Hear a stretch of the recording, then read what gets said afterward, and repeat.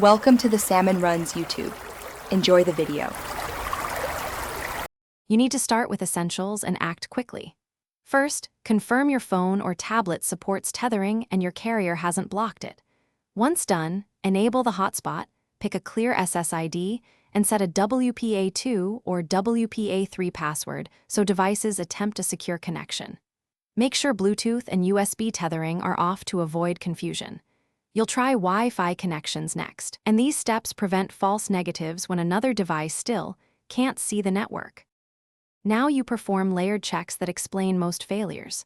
Restart both devices or toggle airplane mode for 10 seconds to reset radios. This often refreshes broadcasts. Next, verify the hotspot band. Choose 4 GHz for broader compatibility or 5 GHz for speed, and switch if devices don't see it.